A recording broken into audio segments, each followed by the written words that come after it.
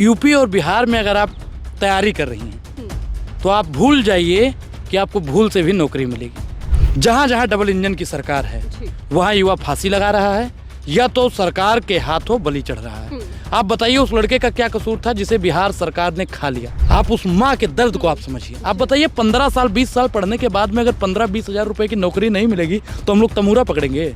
और छात्र आंदोलन फिर से बिहार में होगा और भाजपा की यानी नरेंद्र मोदी की सरकार को उखाड़ के अगर फेंकने का कोई काम करेगा तो ये बिहार का ही युवा करेगा। और तलवारों के साए पर इतिहास हमारा बनता है, जिस ओर जवानी चलती है उस ओर जमाना चलता है। नमस्कार, आप देख रहे हैं 4 PM में आपके साथ नफीसा खान। एक बार फिर से बिहार की सियासी राजनीति गर्मा चुकी है। एक तरफ जहां छात्रों पर लाठीचार्ज का मुद्दा गरमाया हुआ हो तो वहीं दूसरी तरफ बिहार की राजनीति में चर्चाएं तेज हो चुकी है कि एनडीए सरकार पर खतरा बढ़ता जा रहा है। ऐसा क्यों? क्योंकि नीतीश कुमार पलटी मार सकते हैं। एक तरफ जहां बीजेपी के डिप्टी सीएम का बयान सामने आता है कि सपना अधूरा है, मिशन अधूरा है, भारतीय जनता पार्टी की बहुमत के साथ अपने बलबूते पर बिहार के अंदर सरकार हो, ये मिशन था। तो इसी को लेकर चर्चा करते और समझते हैं कि आखिरकार बिहार के अंदर क्या कुछ चल रहा है। नीतीश कुमार जो इस वक्त घिरते जा रहे हैं, क्या वो पलटी मारेंगे? और इसी के साथ साथ छात्रों पर जिस तरीके से लाठीचार्ज की तस्वीरें सामने आई, उसको लेकर भी जनता के बीच क्या राय बनी हुई है, समझते हैं, चर्चा करते हैं। मेरे साथ अनुराग ओझा जुड़ चुके हैं जो कि किसी परिचय की मोहताज नहीं, काफी वीडियोस उनकी वायरल रही हैं, हर मुद्दे पर बाखूबी बेबाकी से अपनी बात रखते हैं। तो चलिए सीधा चर्चा की शुरुआत की जाए। अनुराग ओझा, जिस तरीके से हम देख रहे हैं कि बिहार के अंदर खासकर राजधानी पटना के अंदर छात्र प्रदर्शन कर रहे हैं, 11वें दिन भी प्रदर्शन जारी है, लेकिन छात्रों पर लाठीचार्ज प्रशासन द्वारा होता है, कई छात्र घायल हैं। बीपीएससी, ये पूरा विवाद जो सामने आया कि री एग्जाम की मांग छात्र कर रहे हैं, इसको लेकर क्या कुछ समझ में आ रहा है? सीधा तो पहले आपकी प्रतिक्रिया इस पर लेते। देखिए मैडम, हर परीक्षा को ये उलझा देंगे केस में, बस आप फॉर्म भरते रहिए। बिहार प्रदेश में, यूपी और बिहार में अगर आप तैयारी कर रही हैं तो आप भूल जाइए कि आपको भूल से भी नौकरी मिलेगी। आपको एक गलती से खाना मिल सकता है, लेकिन उत्तर प्रदेश और बिहार और मतलब पूरे देश में रोजगार नहीं मिल सकता है। सरकार बड़ा बड़ा दावा करता है कि हम रोजगार दे रहे हैं, फलाना कर रहे हैं, ढिमकाना कर रहे हैं, लेकिन युवा अगर रोजगार की बात करता है तो उसके ऊपर लाठियां बरसाई जाती हैं। आपने लखनऊ में देखा होगा, इलाहाबाद में देखा होगा, इस समय पटना में देख रहे हैं। जहां जहां डबल इंजन की सरकार है वहां युवा फांसी लगा रहा है या तो सरकार के हाथों बलि चढ़ रहा है। आप बताइए उस लड़के का क्या कसूर था जिसे बिहार सरकार ने खा लिया। आप उस माँ के दर्द को आप समझिए। आप बताइए 15 साल 20 साल पढ़ने के बाद में अगर 15-20 हज़ार रुपए की नौकरी नहीं मिलेगी तो हम लोग तमूरा पकड़ेंगे, झुनझुना बजाएंगे या भाजपा RSS का झंडा उठाएंगे। सहारा क्या बचा है युवाओं के पास में? या तो सरकार का झंडा उठाओ या तो फिर लाठी खाओ। मैडम, करे तो युवा क्या करे, आप बताइए। लेकिन जिस तरीके से हम देख रहे हैं, चाहे भारत की राजधानी दिल्ली हो या फिर राज्यों की राजधानी, तमाम छात्र सड़कों पर उतरते हैं, अपनी मांगों को लेकर प्रदर्शन करते हैं, लेकिन हाथ या जवाब में सिर्फ लाठीचार्ज। ऐसा क्यों? क्योंकि युवा अपने हक और अधिकार को समझ नहीं पा रहा है। जिस दिन हम गोली का बदला गोली से दे पाएंगे, आतंकी चंद दिनों के पाप दूर हो जाएंगे। थप्पड़ खाएं गद्दारों के, हम इतने भी कमजोर नहीं। भारत माँ के सैनिक है, कोई भाड़े के मजदूर नहीं। हम लोग अपने हित की बात करना चाहते हैं। और ये विकलांग सरकार जो बिहार की है, बैसाखी की सरकार जो है, ये हम युवाओं को हटा दे, इतनी उसमें हिम्मत नहीं होनी चाहिए। लेकिन आप बताइए कि वो जब चाहती है तब हमको उठा के, जैसे मैडम होता नहीं कि दूध से मक्खी को निकाल के फेंकना, वैसे ही सरकार आज युवाओं के साथ में कर रही है। युवा समझ नहीं पा रहा है, क्योंकि वही युवा है जो एक समय पर आरजेडी या फिर जेडीयू की जिंदाबाद के नारे लगा रहा था, आज उन्हीं की सरकार को पिटवाने का काम कर रही है। लेकिन जब जब छात्र प्रदर्शन करते हैं या फिर छात्रों के प्रदर्शन से सरकार इतना बौखला क्यों जाती है कि सीधा जवाब में लाठीचार्ज? छात्रों के पास तो किसी तरीके का कोई हथियार नहीं, किसी तरीके का कोई डंडा नहीं, पथराव नहीं करे, फिर क्यों? बिहार से ही समग्र क्रांति का उत्पन्न हुआ था, जो इंदिरा जी की सत्ता को उखाड़ के फेंकने का काम किया था। लोहिया जी ने आंदोलन किया था, और छात्र आंदोलन फिर से बिहार में होगा और भाजपा की यानी नरेंद्र मोदी की सरकार को उखाड़ के अगर फेंकने का कोई काम करेगा तो ये बिहार का ही युवा करेगा जी।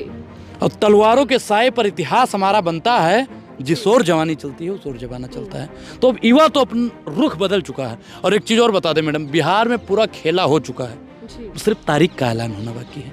मतलब शादी तो तय हो गई है, लेकिन तारीख किस तारीख को तिलक होगा, किस तारीख को विवाह होगा, ये होना बाकी है। मैं उस पर आऊंगी, राजनीतिक तौर पर समझूंगी कि बिहार की राजनीति क्या कुछ सगाई हो दर्शा चुकी रही है, सगाई हो चुकी है। सगाई और बारात पर आऊंगी, लेकिन अनुराग, मैं कुछ छात्रों को सुन रही थी जिन पर लाठीचार्ज हुआ, जो घायल हुए, वो कह रहे हैं कि हम ठगी से महसूस कर रहे हैं, हमको ठग लिया है बीपीएससी एग्जाम ने, उस पूरे आयोग ने। क्या कुछ कहेंगे? बिल्कुल मैडम, इस सरकार में बीपीएससी ही नहीं, कोई भी एग्जाम होता है उसमें युवाओं को ठगा जाता है। री एग्जाम की ही तो मांग कर रहे हैं वो लोग, ऐसा तो नहीं कर रहे कि हमको सीधा भर्ती दे दीजिए। लेकिन वर्तमान सरकार डर रही है। वो जो उनका सिस्टम था कि पीछे से भर्ती, अगर री एग्जाम करवा देंगे तो किसी गरीब का लड़का बन जाएगा, किसी पिछड़ा का लड़का अधिकारी बनेगा, किसी किसान का बेटा अधिकारी बनेगा, लेकिन पीछे वाले माध्यम से अमित शाह का बेटा जैसा ही अधिकारी बनेगा। अनुराग ओझा उसमें अधिकारी नहीं बन पाएगा, आप नहीं बन पाएंगी, आपका भाई नहीं बन पाएगा। तो इस सरकार की मंशा और इनकी जो कुंठित मानसिकता है, इनकी अवधारणा को समझना बेहद जरूरी है। राहुल जी ने एक बात बोली थी, एकलव्य का अंगूठा, तो आज की युवाओं का अंगूठा छीना जा रहा है। गुरु दक्षिणा में द्रोणाचार्य ने मांगा था, और आज का जो द्रोणाचार्य है उस शिक्षा पर 18% की जीएसटी लगाकर बैठा है, जो हर दलित के बेटे का अंगूठा मांग रहा है, हर किसान के बेटे का अंगूठा मांग रहा है, हर ब्राह्मण के बेटे का अंगूठा मांग रहा है, हर मुसलमान के बेटे का अंगूठा मांग रहा है। अब उस द्रोणाचार्य का अंत होना बेहद ही जरूरी है। तो क्या युवा विरोधी सरकार हो चुकी है? मैडम, मैं बार बार बोलता हूँ कि ये युवा विरोधी है, महिला विरोधी है, किसान विरोधी है, दलित विरोधी है, मुसलमान विरोधी है, ब्राह्मण विरोधी है, भूमिहार विरोधी है, क्षत्रिय विरोधी है, अभी देश विरोधी ही सरकार चल रही है। लेकिन सुशासन बाबू कहा जाता है सीएम नीतीश कुमार को, बिहार के अंदर बैठे मुलाकात की मांग कर रहे हैं। बिहार को जंगल राज भी कहा जाता है, ये मत भूलिए आप। सुशासन बाबू कहा जाता है तो ठीक है, नीतीश बाबू कहा जाता है ये भी ठीक है, लेकिन जंगल राज भी कहा जाता है, ये भी आप बताइए। इसीलिए मैं बार बार बोलता हूँ कि गालिब जिंदगी भर यही भूल करता रहा, गालिब जिंदगी भर यही भूल करता रहा, धूल चेहरे पर थी, आईना पोंछता रहा। तो आप लोग सिर्फ आईना पोंछने का काम करती हैं। सुशासन बाबू, नीतीश बाबू यही करेंगे, आप सच्चाई कब दिखाएंगे? चुनाव सर पर है, ऐसे में छात्रों का आंदोलन बढ़ता जा रहा है, क्या इसका असर चुनावी उस पर माहौल पे पड़ता दिखाई देगा, कोई प्रभाव पड़ेगा? बिल्कुल, क्योंकि एक राज्य में अगर युवा आंदोलन करता है तो हर प्रदेश में इसका प्रभाव पड़ता है। क्योंकि मैडम, अगर बिहार के साथ में हो रहा है तो बिहार से सटा हुआ उत्तर प्रदेश है, झारखंड है, तो हर जगह के छात्रों के अंदर एक जन आक्रोश फैलेगा। मैं किसी से नहीं कहता हूं कि जाके आप पथराव कीजिए, संवैधानिक तौर तरीके से आप अपने अधिकार को छीन लीजिए, क्योंकि बाबा साहब ने कहा था कि शिक्षा शेरनी का दूध है, जो पिएगा वो दहाड़ेगा, और ऐसा दहाड़िए कि आपके सुशासन बाबू भी गीले हो जाएं। और जो दिल्ली में बैठा हुआ द्रोणाचार्य है, जो आपका अंगूठा काटने का काम करता है, वो भी हिल जाए। देश का जो शिक्षा मंत्री है धर्मेंद्र प्रधान, वो कहता है कोई पेपर लीक नहीं हुआ है। लेकिन मैडम, एक समय था आप लोगों का, हमारा तो अभी चल रहा है, लव लेटर दिया जाता था। इतना तो लव लेटर भी लीक नहीं हुआ हम लोगों का, जितना आज भाजपा की सरकार में पेपर लीक होता है। 6 महीने के बच्चा का उतना डायपर लीक नहीं हुआ जितना आज की सरकार में पेपर लीक होता है। तो क्या डायपर बनाने वाली कंपनी को बदलना चाहिए, या डायपर का जो मालिक है उसको ही बदल देना चाहिए? मैं तो कहता हूं कि डायपर बनाने वाली कंपनी यानी भाजपा को भी बदलना चाहिए, और डायपर के मालिक धर्मेंद्र प्रधान जी को भी बदलना चाहिए। लेकिन डबल इंजन सरकार जो हमेशा युवाओं के हितों की बात करती है, डबल इंजन की सरकार सिर्फ और सिर्फ अडानी और अंबानी के हित की बात करती है, युवा हित की बात नहीं करती है। अगर युवा हित की बात करती तो हमारे युवा भाइयों को लाठी और डंडे से पीटा न जाता। अगर वो युवा हित की बात करती तो री एग्जाम करवा देती। अगर वो युवा हित की बात करती तो पता नहीं कितनी वैकेंसी निकलती हर साल। जो 2 करोड़ इन्होंने रोजगार का वादा किया था, हर साल रोजगार निकलता। ये युवा हित की बात करता है भाजपा वाला। आत्मनिर्भर भारत, युवाओं के भविष्य को लेकर पीएम मोदी चिंतित रहते हैं। हम भी चाहते हैं कि आत्मनिर्भर हम बन जाएं, लेकिन नरेंद्र मोदी भी आत्मनिर्भर बने। वो हमारे वोट से प्रधानमंत्री बनेंगे और हमको पकौड़ा तलने के लिए मजबूर करेंगे। हमारे वोट से वो गृह मंत्री, रक्षा मंत्री और राष्ट्रपति बनाएंगे। अपने लड़के को बीसीसीआई का या आईसीसी का चेयरमैन बनाएंगे और हमसे कहेंगे आत्मनिर्भर बनो। ये बेईमानी है, और इस बेईमानी को रोकने के लिए हम लोग लगातार बोल रहे हैं। लेकिन जिस तरीके से हम देख रहे हैं अनुराग ओझा की बयान बहुत चल रहे हैं, बयानबाजी इस वक्त बिहार के अंदर सबसे ज़्यादा देखी जा रही है। डिप्टी सीएम बीजेपी के नेता हैं, वो कह रहे हैं कि मिशन अधूरा है। तो इस मिशन में क्या नीतीश कुमार मजबूरी है या फिर साइडलाइन कर दिए जाएंगे? देखिए, नीतीश जी के बारे में बहुत कुछ मैं बोलना चाहता हूँ, बहुत कुछ नहीं बोलना चाहता हूँ। नीतीश जी तो मतलब एक लाइन में अगर कहा जाए तो बिन पेंदी का लोटा, जहाँ देखी तवा परात वहीं बिताई सारी रात। लेकिन नीतीश चाचा अगर युवा के हित के लिए अगर पलटी मार लें, संविधान के लिए पलटी मार लें, बाबा साहब डॉक्टर भीमराव अंबेडकर जी के सम्मान के लिए अगर पलटी मार लें, तो इस बार हम लोग समझेंगे कि चाचा ने लोकतंत्र को बचाने के लिए पलटी मारी। और एक चीज़ और बता दें मैडम, कुछ दिन रुकिए, बहुत गई थोड़ी रही, थोड़ी भी अब जाए, कुछ समय के बाद देखिएगा, जैसे अभी डिप्टी सीएम ने वहाँ के बोला कि अटल बिहारी वाजपेयी जी का सपना था कि पूर्ण बहुमत से हमारी सरकार हो, पूर्ण बहुमत से हमारी सरकार हो, और नीतीश चाचा को बिल्कुल साइड किया जाता है। जैसे मैडम मैं बार बार बोलता हूँ, पूनम की रात अब खत्म होने वाली है, गर्लफ्रेंड और बॉयफ्रेंड को अलग किया जा रहा है। मतलब नीतीश जी को, जो आपके सुशासन बाबू हैं, उनको बिल्कुल राजनीतिक चीजों में उनको बोला जाता है कि सुशासन में अगर कोई है बिहार के अंदर तो वो नीतीश कुमार है, जो पूरी कानून व्यवस्था को अच्छे से बनाए रखते हैं। मैडम इससे पहले भी सरकार थी बिहार में, उसके सुशासन को देख लीजिए, आज के सुशासन को देख लीजिए। आज जंगल राज बोला जाता है, पहले बोला जाता है। इस समय जहाँ जहाँ डबल इंजन की सरकार है, वहाँ सुशासन नहीं कुशासन है, और कुशासन पे बैठा हुआ दुशासन आए दिन महिलाओं का चीरहरण कर रहा है, युवाओं के भविष्य का चीरहरण कर रहा है, किसान के एमएसपी का चीरहरण कर रहा है, और आप लोग खामोश बैठे हैं। लेकिन नीतीश कुमार देखिए, केंद्र में भी और राज्य में भी एनडीए की साथ है, सरकार के सहयोगी की भूमिका में नजर आ रहे हैं, जो सहयोग दे रहे हैं। तो क्या खतरा केंद्र पर भी मंडरा रहा है जिस तरीके से बिहार की राजनीति में हलचल तेज होगी? मैडम देखिए, नीतीश ने तो अपना पूरा मामला सेट कर लिया है। 12 सांसद हैं, सब के सब जा रहे हैं, और अब जनता चाहती है कि नीतीश जी छोटका पद छोड़ें तेजस्वी के लिए, बड़का पद दिल्ली की कुर्सी संभालें।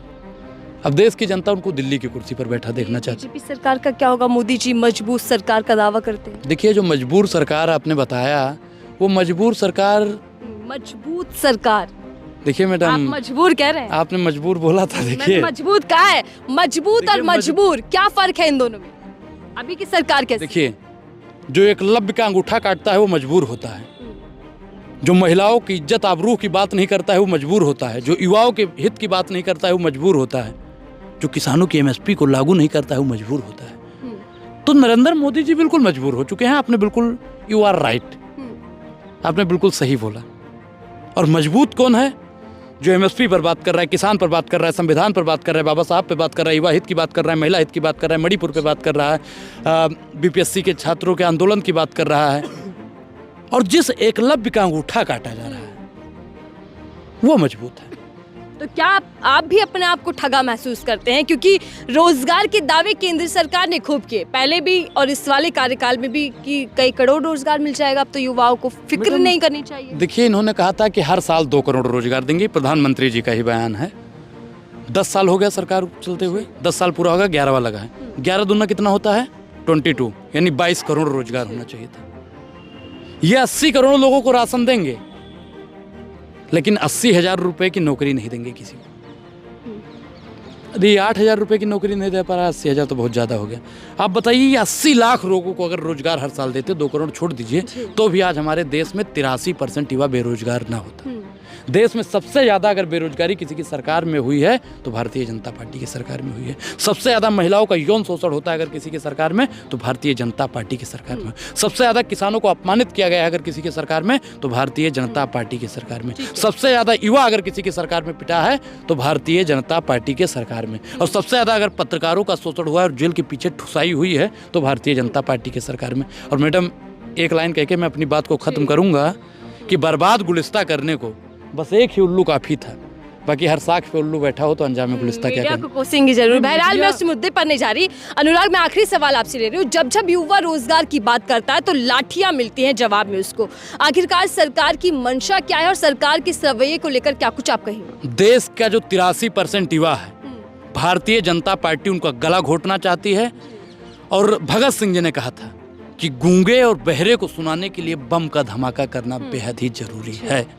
अब बाकी जब जब जुल्म करेगा, सत्ता के गलियारों से चप्पा चप्पा गूंज उठेगा इनकलाब के नाम। युवा और छात्रों ने ठान लिया कि इस बार देश का इनकलाब लाना बेहद जरूरी है। तो इनकलाब की ये जो लड़ाई है, इसमें बीजेपी सरकार खतरे में दिख रही है? अंग्रेज इनकलाब से खतरे में आए थे कि नहीं आए थे?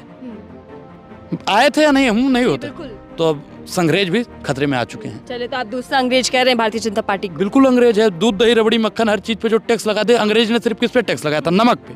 और भारतीय जनता पार्टी ने मंजन से लेकर कफन तक, मतलब जहाँ से आपकी यात्रा शुरू हुई और जहाँ पे खत्म हुई वहाँ तक टैक्स लगा देने वाली ये सरकार है। और जो सरकार निकम्मी है वो सरकार बदलनी है। चलिए ठीक है, धन्यवाद। हमारे साथ अनुराग ओझा थे जिनसे हम समझ रहे थे कि आखिरकार बिहार के अंदर जो कुछ देखा जा रहा है, छात्रों पर अत्याचार, तो दूसरी तरफ सियासी हलचल तेज है, लेकिन क्या कुछ होने वाला है बिहार की राजनीति में, इसको लेकर हमें इंतजार करना होगा। क्या नीतीश कुमार पलटी मारते, लेकिन दूसरी तरफ क्या छात्र जिस तरीके से प्रदर्शन कर रहे हैं उसके दबाव में नीतीश कुमार की सरकार झुक जाएगी और छात्रों की मांग मान ली जाएगी। आपकी इस पूरी रिपोर्ट को लेकर क्या राय साझा कीजिएगा। प्रागदीश।